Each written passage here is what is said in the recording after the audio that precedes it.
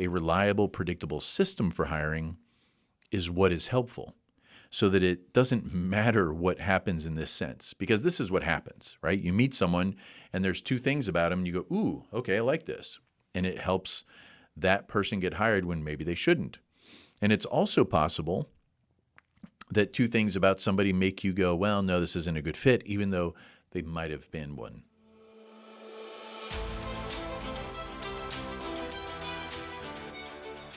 Welcome to another episode of the Physician Growth Accelerator, a show where we break down your medical practice systems into vitals, give you the tools to diagnose root cause of what may be restricting your growth, and prescribe what to do about it.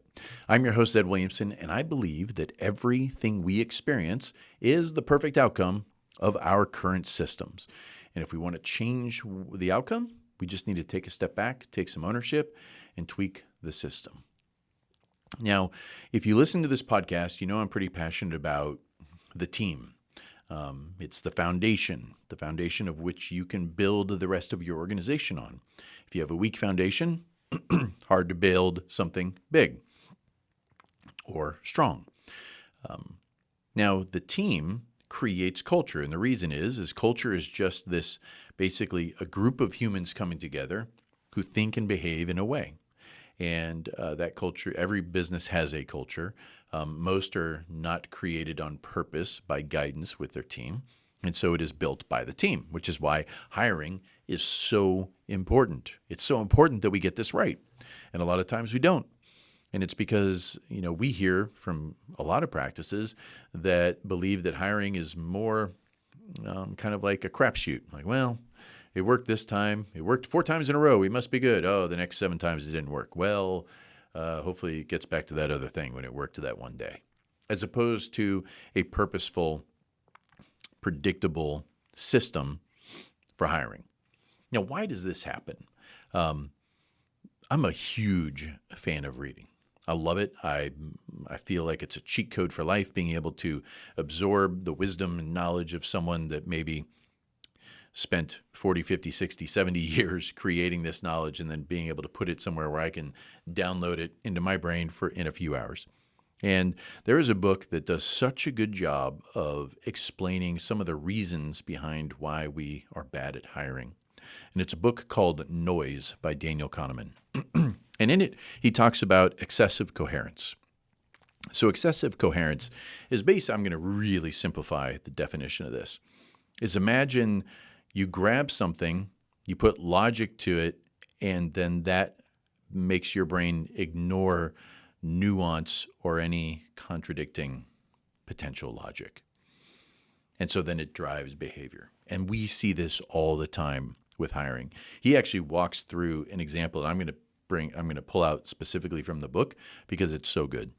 I want you to imagine that you have the opportunity to interview someone for your team.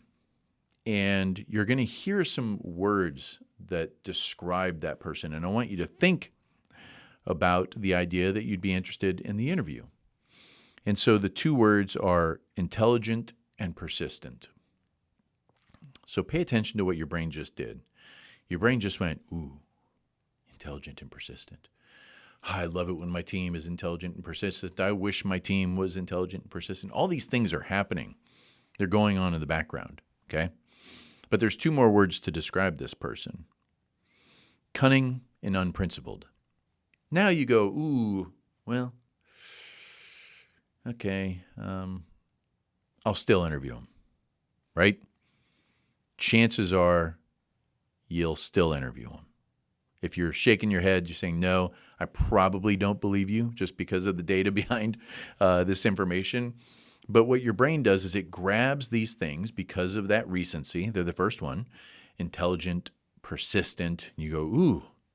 And then cunning. Well, it depends. Cunning can be, they're smart, they're persistent. Okay. Unprincipled. Ooh, that last one. Well, let's give them a shot. Might work out.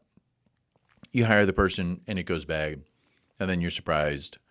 Why doesn't my system work? Well, it's actually predictable that it's not. And here's what's so fascinating about this. I am going to change nothing except the order in which you receive this information. So let's rewind. Pretend you didn't hear the story before. New story. Hey, you get to interview someone to be a new team member for your medical practice, and I'm going to give you some words to describe them to see if you want to move forward with this interview. The two words are unprincipled and cunning. Whoa. Okay, your brain's going, well, I don't know about this. Well, don't worry, because they're also persistent and intelligent. It just made it worse, right? Your brain just made it worse. So the order in which I shared the information impacts a decision of yours. And we like to say, well, no, I'd notice and I'd pick it up. We don't. We're humans. We all have the same brain. The order in which these descriptions come across massively affect the behavior that you take in deciding if you're going to interview these two people. It's the same person. The order of the words is meaningless, but our brain adds meaning, and then it throws away the nuance that we should be looking at. And that's why a reliable, predictable system for hiring is what is helpful, so that it doesn't matter what happens in this sense. Because this is what happens, right? You meet someone, and there's two things about them, and you go, ooh, okay, I like this. And it helps that person get hired when maybe they shouldn't. And it's also possible that two things about somebody make you go, well, no, this isn't a good fit, even though they might have been one, but they get canceled out as an option right from the get-go. And that's why it matters so much. We have to trick our brains into not tricking us into making poor decisions. And that's where systems come into play. If you ever want to talk to the Physician Growth Accelerator about tools like this, always feel free to reach out. Go to physiciangrowthaccelerator.com. A really easy way to get started is go to the Vitals Diagnostic. It's like a symptom quiz.